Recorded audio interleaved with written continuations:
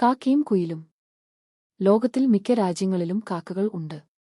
ഗ്രാമങ്ങളിലും ചെറുപട്ടണങ്ങളിലുമാണ് ഇവയെ കൂടുതലായി കാണുന്നത്. മനുഷ്യവാസമില്ലാത്ത സ്ഥലങ്ങളിൽ കാക്കയുടെ സാന്നിധ്യം അപൂർവമാണ്.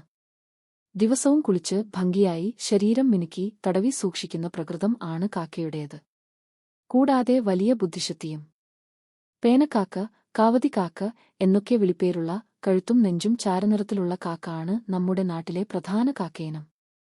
അവയേക്കാള് അല്പം വലിപ്പക്കൂടുതലുള്ള മൊത്തം കടും കറുപ്പ് നിറമുള്ള ബലിക്കാക്ക ആണ് രണ്ടാമത്തെ ഇനം. ഇരുവരും സാമൂഹ്യ ജീവിതം ഇഷ്ടപ്പെടുന്നവരാണ്. ശല്യക്കാരായാണ് പൊതുവെ കാക്കകളെ കണക്കാക്കുന്നതെങ്കിലും മാലിന്യങ്ങൾ കൊത്തി തിന്നു വൃത്തിയാക്കുന്നതിൽ ഒന്നാം സ്ഥാനക്കാരാണ്. ഇണചേരലും മുട്ടയിടലും ഡിസംബർ മുതൽ ജൂൺ വരെയുള്ള കാലമാണ്.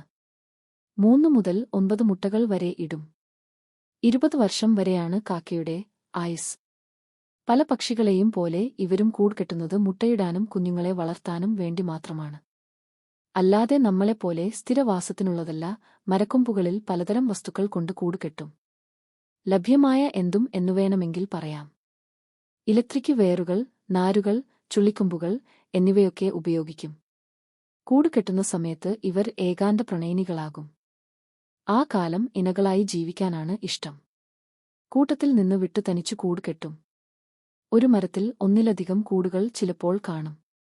ചാരനിറമുള്ള പുള്ളികളോട് കൂടിയ നീല നിറത്തോടുള്ള മനോഹരമായ മുട്ടകളിനിവയുടേത്. പെൺകാക്കകൾ 3 വർഷം കൊണ്ടും ആണ് കാക്കകൾ 5 വർഷം കൊണ്ടും പ്രായപൂർത്തിയാകും.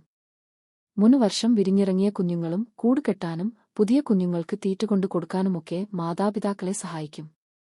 പല സംസ്കാരങ്ങളിലും കാക്ക പരേതാത്മാക്കളുമായി ബന്ധപ്പെട്ട ജീവിയാണ്. നമ്മുടെ നാട്ടിലും ബലിക്കാക്കകൾ മരിച്ചുപോയ കാരണവന്മാരുടെയും പിതൃക്കളുടെയും ആത്മാവാണെന്ന് വിശ്വസിച്ച് അവർക്ക് ചോറ് നൽകുന്ന ചടങ്ങ് ഇപ്പോഴും വാവു ബലി എന്ന പേരിലുണ്ട്. എന്തും തിന്നുന്ന ശീലക്കാരാണ് ഇവർ. ജീവനുള്ളതെന്നോ ചത്തതെന്നോ അഴുകിയതെന്നോ പഴുത്തതെന്നോ ഉണങ്ങിയതെന്നോ ഒന്നും വ്യത്യാസമില്ല. പ്രാണികളും കീടങ്ങളും ചെറു ഉരകങ്ങളും തുടങ്ങി എലി, തവള, ഒച്ച്, മന്നിര, മറ്റ് പക്ഷികളുടെ മുട്ടകൾ, ധാന്യങ്ങൾ, പഴങ്ങൾ ഒക്കെ ശാപ്പിടുന്ന ഇവർ സ്വന്തം ശരീരഭാരത്തിന്റെ അത്രതന്നെ ഭാരം ഭക്ഷണവും ദിവസവും അകത്താക്കും.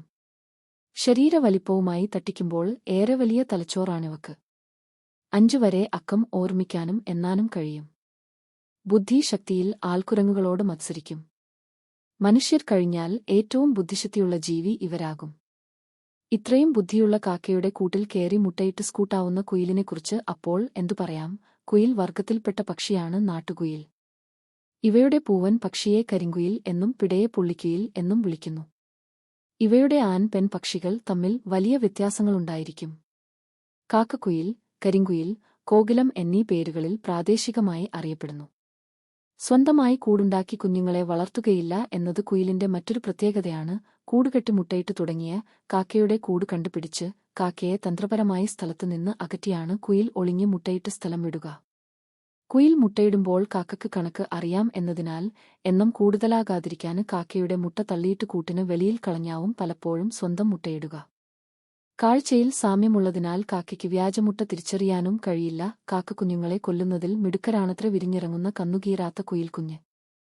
അത് സ്വശരീരം ഇടവിടാതെ വിറപ്പിച്ചും ഉയർത്തിയും താഴ്ത്തിയും കൂട്ടിലുള്ള മറ്റു മുട്ടകളെയും കുഞ്ഞുങ്ങളെയും ഓരോന്നായി തന്റെ മുതുകത്ത് കയറ്റി പെട്ടെന്ന് പൊന്തി അവയെ കൂട്ടിന് പുറത്തേക്ക് തള്ളിക്കളയും. ഭക്ഷണം പങ്കുവച്ചു പോകുന്നത് തടയാന് ജന്മസിദ്ധമായി കുയിലിന് കിട്ടിയ സൂത്രമാണത്. കാക്ക കൊണ്ടുവരുന്നത് മുഴുവൻ ഒറ്റയ്ക്ക് തിന്നാൻ വേണ്ടിയാണ് ഇങ്ങനെ ചെയ്യുന്നത്. വിരിഞ്ഞിറങ്ങുന്ന കുയിൽക്കുഞ്ഞിൽ ആണ് കുഞ്ഞ് കാഴ്ചയിൽ കാക്കയെ പോലെ ആണെങ്കിലും പെൺകുയിൽക്കുഞ്ഞിന് പുള്ളികൾ വരുന്നതോടെ വ്യത്യാസം തിരിച്ചറിയാനാകും. അങ്ങനെ കാക്ക ഇവയെ കൊത്തിയോടിക്കും.